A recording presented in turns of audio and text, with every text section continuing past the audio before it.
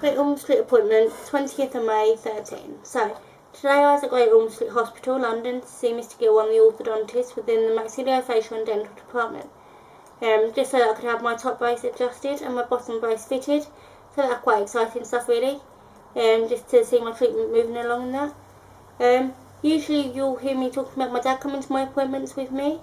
But this time, seeing if my mum has recently gone part-time, my mum came with me for today's appointment. Thinking about it, I think the last time my mum was at Great Ormond Street Hospital with me must have been when I had my common fat transfer operation back in 2009, so quite some years ago, really. Anyway, as usual, we took the train up to London, which we were very lucky with the trains, as we didn't have to wait all that long for our train, and then had a straightforward journey into London, unlike last time with all the delays and what have you. We arrived in London with plenty of time till my appointment, and rather than transferring onto a tube or whatever, seeing if my dad was being nice to me and my mum, he had given us money to catch one of the black cabs across from the station to Great Ormond Street Hospital.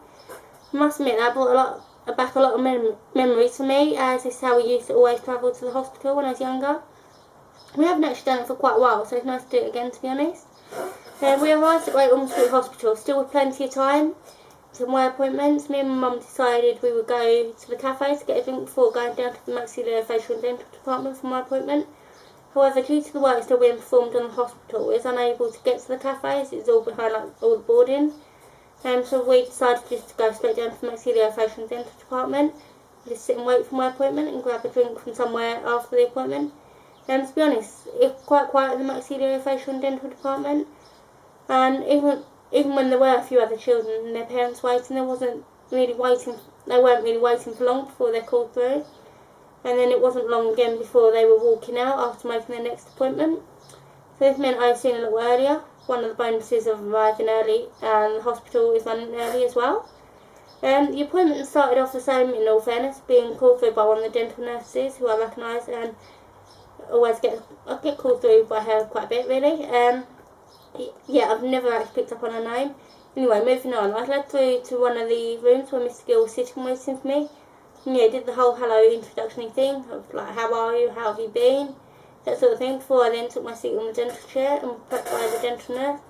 Made look rather attractive with a plastic bib, blue sunglasses, which was a very good look, and then Mr Gill explained what he was going to do, what his aims were at that appointment, which he said was to change the wire on my top brace to what I think I remember is called the arch wire, or a cross wire, one of the two. Yeah, and that he'll be putting on my bottom brace today, so that's quite exciting. Mr Gill then performed like all the other routine, checks of biting together, general teeth checks, etc. before getting on with the process of fitting my bottom brace. Now, obviously, I can't comment too much on what actually happened during the brace fitting and why I changed. I was obviously laying flat out on the dental chair, looking directly up at the ceiling, and the annoyingly bright light. So I couldn't exactly see what was going on, although I suppose I kind of could make out what was going on after my top brace fitting last time. But anyway, to begin with, Mr Gill inserted that plastic key thing again, still not sure of its name.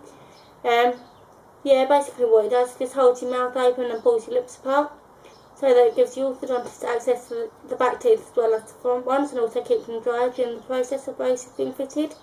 Once this is fitted, the orthodontist then places a tube suction into your mouth, which you have to hold in various positions throughout the process. I assume this is just to keep the teeth dry. I'm just guessing, by the way.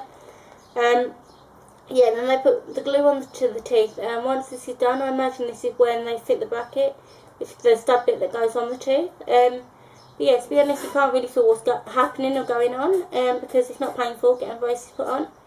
It's only every so often you're aware of what's going on, such as the actual setting of the brackets. They use like a special light and that. And yeah, obviously you'll see that, and the little spoon thingy stopping it from affecting your eyes during the setting.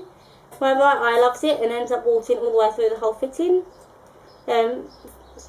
Yeah, fitting once one of the brackets has been set, not sure why, but hey, it's only one particular bracket and then it just waters and doesn't stop, but yeah.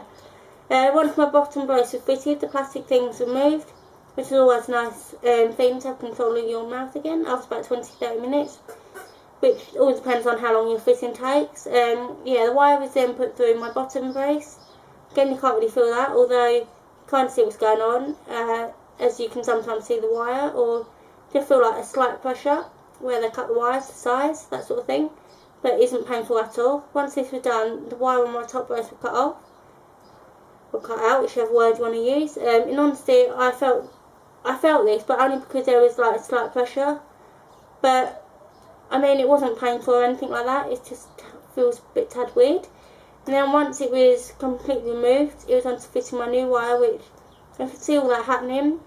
And the wire was so long, I could feel the slight pressure zipping back around the brackets and that sort of thing.